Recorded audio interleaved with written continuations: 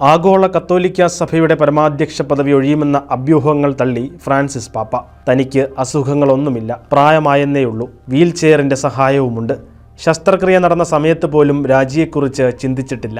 സഭാഭരണം ബുദ്ധി കൊണ്ടും ഹൃദയം കൊണ്ടുമാണ് നടത്തുന്നത്, കാലുകൾ കൊണ്ടല്ലെന്ന് അദ്ദേഹം പറഞ്ഞു. 100 രാജ്യങ്ങളിൽ കഴിഞ്ഞ ദിനം പുറത്തിറങ്ങിയ പുസ്തകത്തിലാണ് ഫ്രാൻസിസ് പാപ്പ തന്റെ നിലപാട് വ്യക്തമാക്കിയത്. ഫ്രാൻസിസ് പാപ്പ കടുത്ത ജലദോഷം കാരണം കഴിഞ്ഞയാഴ്ച വാർഷിക വിദേശ നയ പ്രസംഗം സഹായിയെ കൊണ്ടാണ് വായിപ്പിച്ചത്. കഴിഞ്ഞ 2 വർഷത്തിനിടെ സമാനമായ ആരോഗ്യ പ്രശ്നങ്ങൾ കാരണം പലവട്ടം പാപ്പ പ്രസംഗങ്ങൾ ഉപേക്ഷിക്കുകയോ പരിപാടികളിൽ നിന്ന് വിട്ടുനിൽക്കുകയോ ചെയ്തിട്ടുണ്ട്. കഴിഞ്ഞ മാസം 88ാം പിറന്നാൾ ആഘോഷിച്ച ഫ്രാൻസിസ് പാപ്പ സ്ഥാനമൊഴിയും, കർദിനാൾമാരുടെ കോൺക്ലേവ് ചേരും എന്നൊക്കെ വാർത്ത പ്രചരിച്ചിരുന്നു.